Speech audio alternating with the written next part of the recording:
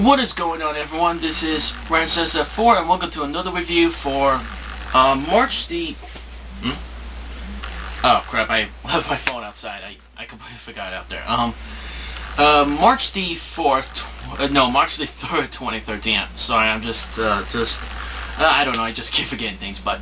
And welcome to my review for March the 3rd, 2014. And today's review is kind of an interesting... And what I mean by interesting, I meant a game that I originally was thinking of buying last Tuesday, but I probably decided maybe not to. However, my friend actually bought this game on his Xbox 360 when the game came out, and he actually told me he really liked it. When he came over last Friday, he told me, you should actually go and buy this game. It's actually quite good. And so I was like, okay then, if it is that good, then I'll go ahead and try it out myself. So I did not actually name what the game is. I put it down question mark,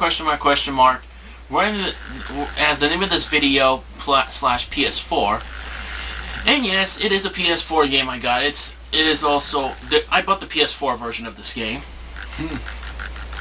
So the game is actually going to be, here's the mystery game, folks. Oh my god, it's a hand, nah, joking. It's actually Thief. Thief is the game we're going to be reviewing today. It's a PlayStation 4 game. And I know some people might be asking, well, how come you didn't do a playthrough of this game? Or didn't do the review soon? No. Look, it's very, very simple. I told you before. The reason is because I did not buy this game when it came out last Tuesday. I was thinking about it, but I was in the middle of playing my Donkey Kong Country Tropical Freeze playthrough, so I decided, nah, I'll probably just skip it for a few days, and maybe if I do want to, I'll probably still buy it. Then my friend came over last Friday and told me, go ahead and get this game. It's actually quite good. Actually. And I said, okay, I'll give it a chance. I'll give it a try. So I got Thief. And I've been playing it for pretty much straight all Friday day. Just pretty much beat the crap out of this game. Try to see as much replay value stuff as you can. So anyway, we're going to go ahead and talk about the game. So pretty much the premise of the Thief is that you play a master thief called Garrett, who is pretty much a master thief Robin Hood style character, where basically he sneaks around during the nighttime in the shadows to try and take some people's money and try to defeat the evil villains by taking their money away and trying to sneak past by them without getting spotted. In the beginning of the story, he actually meets up with his old friend Aaron that he used to be old partners with, and they decided, why don't we go ahead and finish this mission together? She has an item that's called the Claw, which allows her to climb up to places that normally Garrett wouldn't be able to do, until eventually they got to a church where they interacted with a ritual that Aaron actually fell down during the middle of the ritual, and Garrett tried to actually save her, but unfortunately by the time he fell down, he was knocked out unconscious. And then all of a sudden, a year passes by, and he all of a sudden wakes up back in the city he used to live in. And at first you might think that, and at first sight he thought, it only happened yesterday. What just happened a day later? And then somebody will tell him, you've been gone for over a year, and now Garrett's mission is to pretty much find out what has happened in the past year, what happened to Aaron, and so forth, yada yada yada. Yada yada yada, and it pretty much goes on from there. Now at first glance you might think, this seems like a Robin Hood type of game, actually, where the main character is pretty much like an anti-hero / Robin Hood, who's an anti-hero, who just takes money from the evil just to get paid for himself and also to help out others, but at the same time he has an emotional heart inside him, or emotions, or is pretty nice on the inside. That's what it seems like at first, but to be completely fair, not exactly. It's not really a really predictable Robin Hood style story. It's actually from what I experienced throughout the game, like the first half of the game, I would say it's mostly a stealth / action game, which is pretty much what this game actually is, to be honest. But the second half comes along, and it pretty much becomes almost like went from a stealth game to all of a sudden a horror / a creepy horror style game now all of a sudden. And later on during the second half, both the stealth gameplay and creepiness and horror aspect of the game actually both fit together pretty well, very nicely, but that's only until the second half of the game. The first half, not really, it's just all stealth and stuff. which is actually pretty common when it comes to stealth games such as this one. Actually, so now, like I said before, at first the story seems pretty predictable, like an anti-hero Robin Hood style story. But surprisingly, the second half actually starts to all of a sudden change a bit with an interesting plot twist that explains what actually happened to Aaron and stuff. I'm not really going to spoil it or anything like that, or what really happens in the second half. But let's just say that the second half, like I said, completely has a plot twist that completely makes the story more interesting than what it is, even though the story in the first half of it pretty much seems too predictable at first. But nope, it actually surprises you into the second half of the game story. My only complaint though I would say about the story I do have is the ending of the game. And though the ending, I'm not really, again, not gonna spoil it, but let's just say that the ending is pretty much one of those game endings where basically it always leads to the question is like, what really happened at the end of the game? And that's one of my problems. I don't really know. I never did understand what really did happen in the game, and the game did not really explain too much. Now I know that this did not really explain too much, other than it was not that much dialogue in the ending though. Again, I'm not gonna spoil it for anyone, but if you want to see what I mean, go ahead and watch the ending on YouTube for the playthrough of the game. I'm pretty sure there will be somebody who actually uploads a playthrough of the game pretty soon. Who probably already uploaded the ending of this game. I'm pretty sure somebody already did by now. Now, so anyway, that's pretty much the story-wise. So what about graphic-wise? How are the graphics since this game is available on the next-gen consoles? I will be completely honest though when it comes to, actually before we get to graphics, there's one other problem about the cutscenes / stories of the game that I personally have a problem with. One of the problems I have with the story of the game, besides the ending I'm a bit confused about, is the fact that the cutscenes, however, keep dropping frames of animation for some reason. And like, I don't really get why, but there's some cutscenes where it pretty much does run at 60 frames per second, and most of the time, but it just slows down the frame rate a little bit to like, I would say around 30 or below 30 frames per second. Now don't get me wrong though, I would say out of 10 times, I would say 7 times out of 10, I managed, all cutscenes were mostly 30 frames per second if not lower, while 3 times out of 10, I managed to get some cutscenes that didn't run at that and run way higher than 30 frames per second, up to, I would say, close to 50 frames per second, I would maybe say. That stuff. But that's just a problem I have with the story about it. So, anyways, back to the graphics. So the graphics of the game, I will say that they definitely are nice, especially in the creepy atmosphere and stuff. Like, the game, by the way, and that's another thing, by the way, everyone, the atmosphere of this game is so dark and creepy. Like, the first half, it didn't really bug me that much, but the second half pretty much just, the second half of the plot, that's when the atmosphere really kicks in and starts to fit very well with both the story, the gameplay, and the graphics. Because it really does have a very dark, creepy atmosphere. And I'm not talking about just because the game is only meant for adults only. I'm not talking about that. Just by the story, the atmosphere, and more. And I think because of that, it actually does fit with the graphics well, simply because it takes place in nighttime, it looks good in the... It does look good with the lighting, especially the lighting effects look pretty nice. It's actually the shadowing and the sneaking around and so forth. I would say maybe for textures wise, they're pretty decent. They are good. I wouldn't say overblown like next generation textures like that for a game that's released on PlayStation 4. Though, but I'm not saying that as like a bad thing. Though the textures are still good.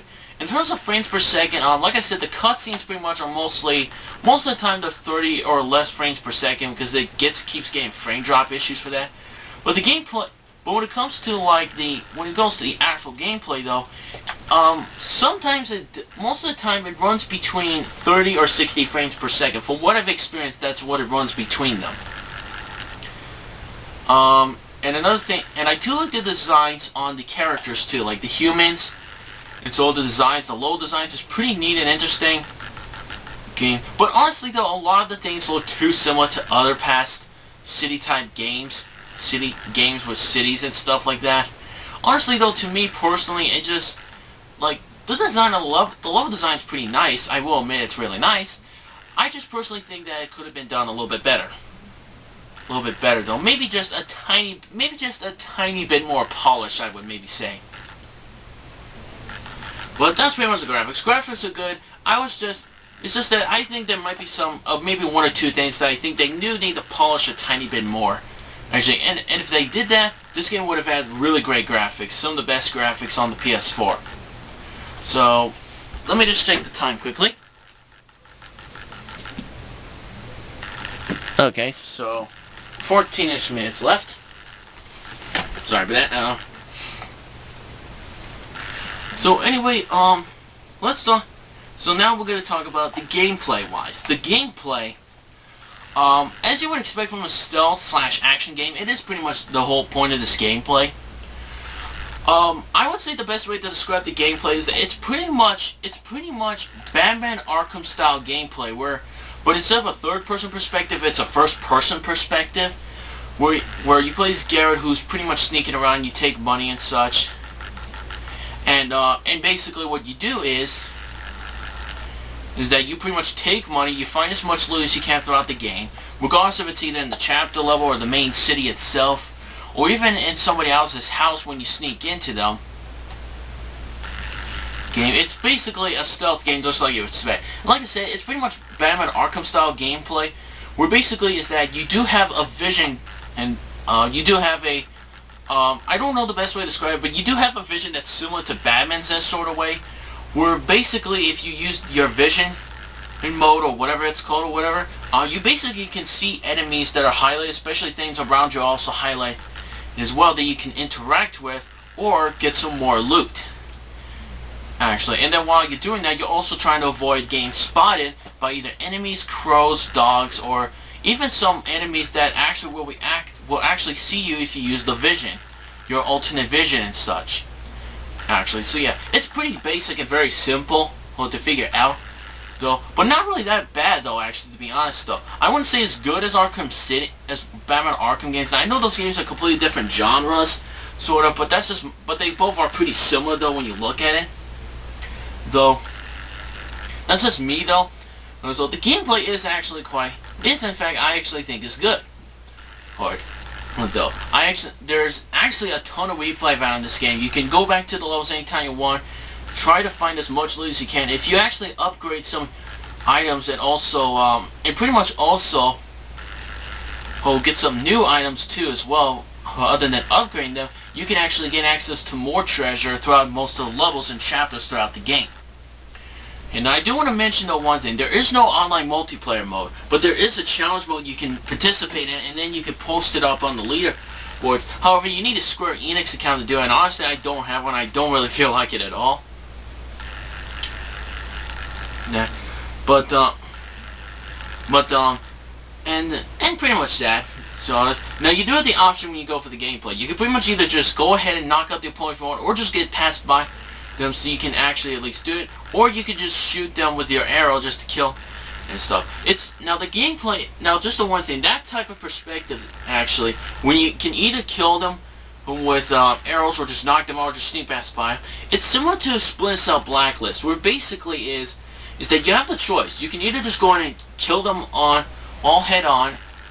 You can basically just go and kill them head on by using your arrows, or you could just sneak past by them, or you can just knock them out silently and trying to hide at the same time. Pretty much what they say is Ghost, Predator, and whatever. Actually, it's pretty similar to Splinter Cell Blacklist in a sort of way, when you take a look at that feature anyway. You also have arrows in the game, which they got several types. You got blast arrows, which honestly will pretty much kill almost anything in the game with one hit.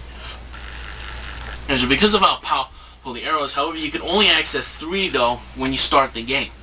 You also got the average broadhead arrows, and later on you unlock the strong broadhead arrows. You got the blunt arrows, which are used to activate switches. Fire arrows to set off fires on little gas leaks or whatever that's on the ground. You also got arrows to put out the fires to make your stealth gameplay a little bit more easier for you.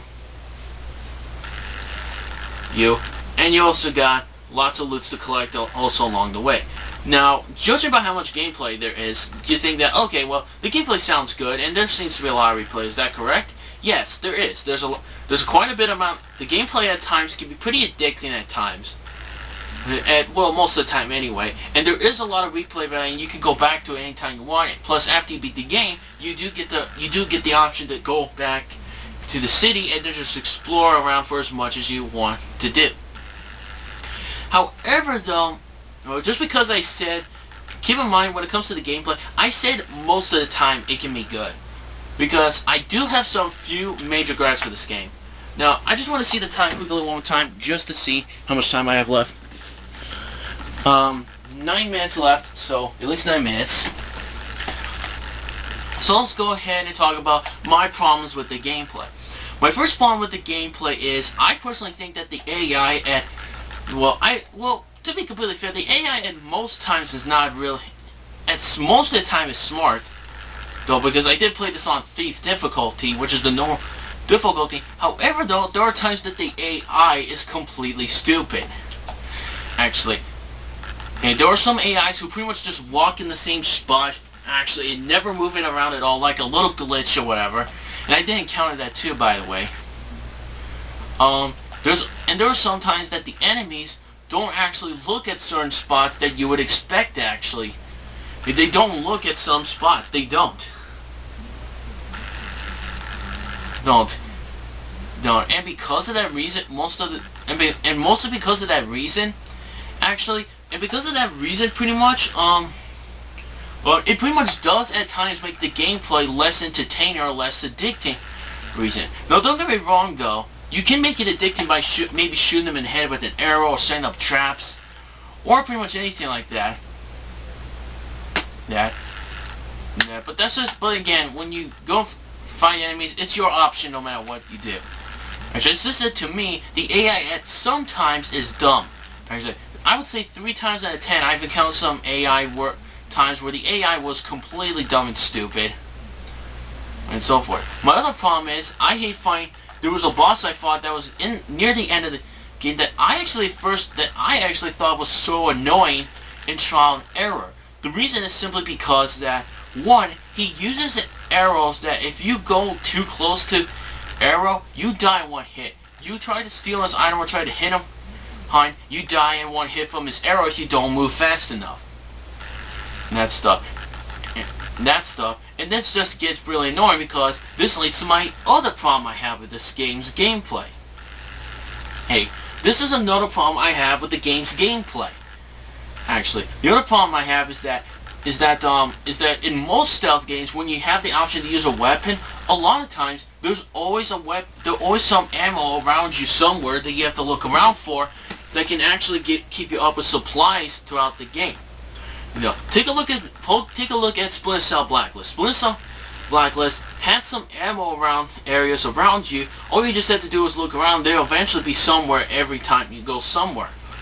But in Thief, though, however, though I could probably understand maybe they did this on purpose since this thing is mostly focused on the stealth gameplay, and if that was the case, then okay, I would definitely not mind this too much. But the problem is that a lot of times you can barely find any ammo throughout the chapters. Now, and that stuff. And this is very annoying because what that means is if you waste your arrows on one part of the game, in one part, well, I'd say one part of a level, and so you completely wasted them and you need them to get further into the level even more easier.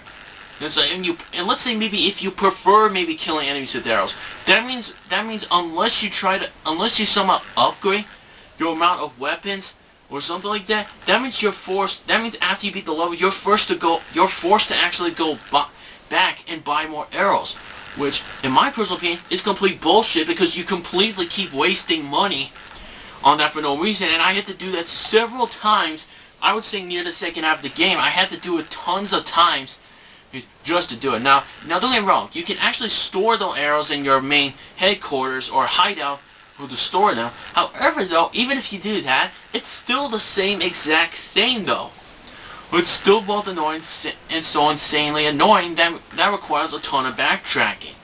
And because you have to get from one part of the city to the next and to the chapter, it creates even more backtracking, which makes it even more annoying.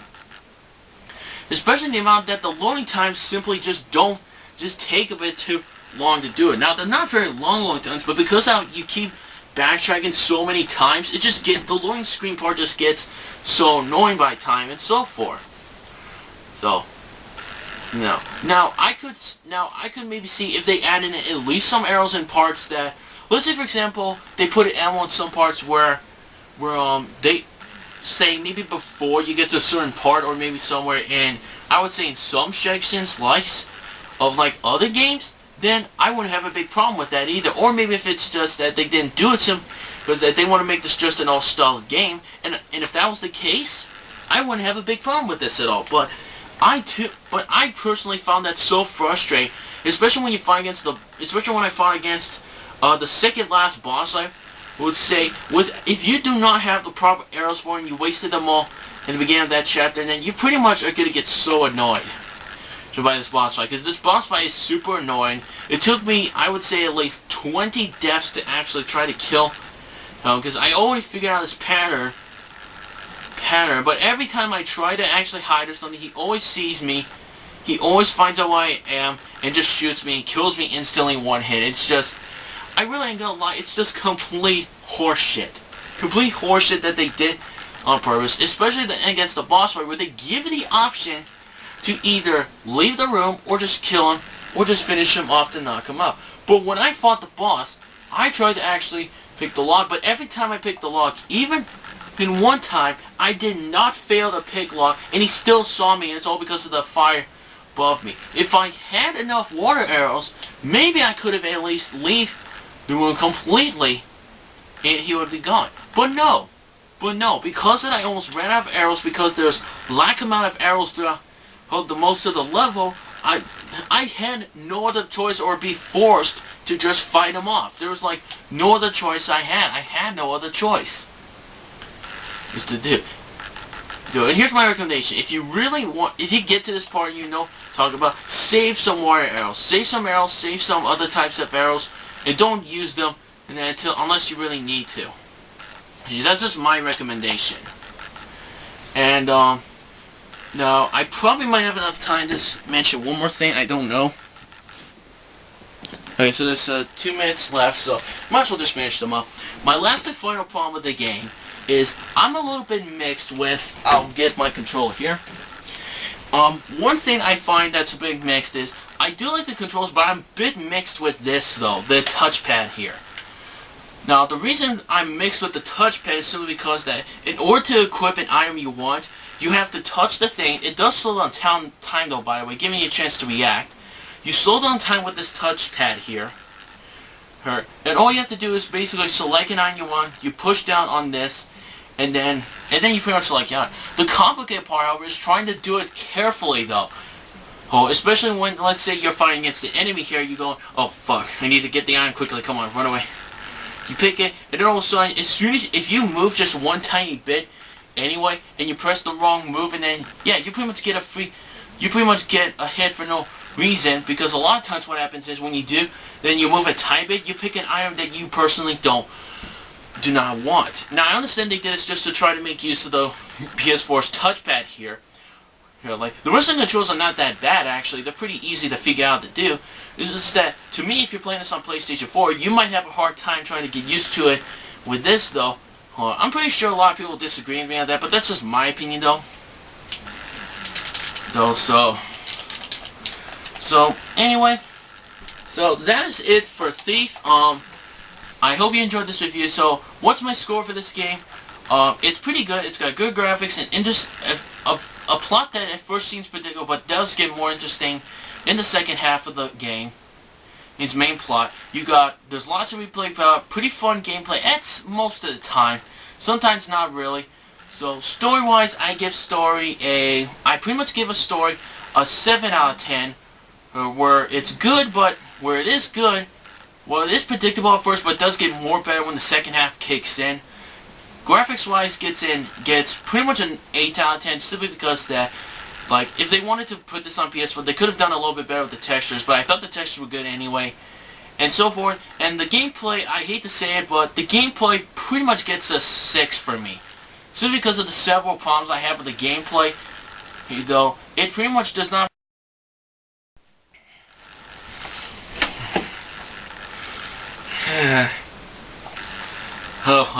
was talking it yet again, and I just noticed the flash camera start. I was like, oh fuck, here we go again with the same Donkey Kong thing that I did before. Like, god damn it. So anyway, like I said before, story gets a 7. Seems pretty predictable at first, but second half does make it more better, more interesting, so it gets a 7 for the story. For graphic-wise, I would say for graphics, 8 out of 10. Two things I think they could have polished just a tiny bit more, though, but the graphics are good anyway, especially on PlayStation 4. It looks pretty good. Replay value-wise, I would give replay value an 8 out of 7. I give the replay value a 7 out of 10 for replay value, simply because that there is a ton of replay value. However, there are times that the replay value does maybe get a bit repetitive, though. As like I said, you need to backtrack to a certain area just to upgrade some of your items and stuff, or buy some new stuff. But then again, you can also do it via access by yourself pretty faster, backtracking. For gameplay-wise, sorry to say this to some people, gameplay gets a 6 out of 10 for gameplay-wise. Actually, gameplay at most of the time can be fun, but because of these frustrations I personally had, I'm pretty sure some people did too, like cutscenes slowing down and tons of backtracking instead of a fast travel sort of thing and so forth. The gameplay at times can get a bit repetitive at some times because of some of the flaws I just mentioned, though.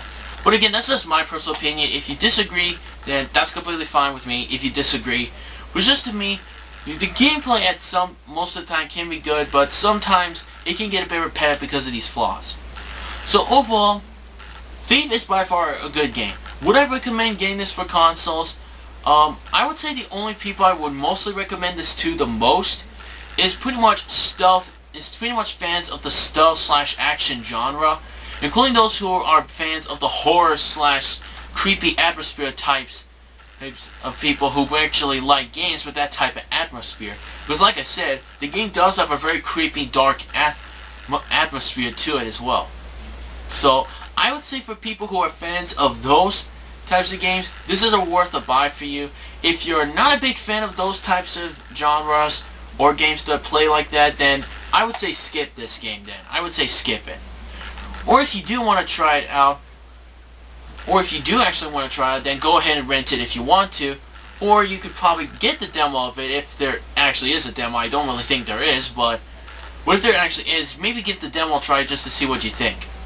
So overall, I'll give Thief I'll give this 2 ratings. I'll give a rating for people who are fans of these types of genres of games, and people who are actually not big fans of these genres. For people who are fans of this genre, of these types of games, or genre or whatever, this game gets an 8 out of 10 for those types of people. For people who don't like these games or aren't interested in these types of games, this game pretty much gets a 6 out of 10. So, I know some people will disagree with my rating scores, but this is just all my opinion. If you disagree, or you do agree with my review, let me know in the comments below if you do. And that's all I have to say for my review. So, again, game for fans of this type of game, that gets an 8 out of 10. People who are not, it's a 6 out of 10. So thanks for watching, everyone, and I definitely did like this game a lot. So, thanks for watching, everyone. I'll see you later.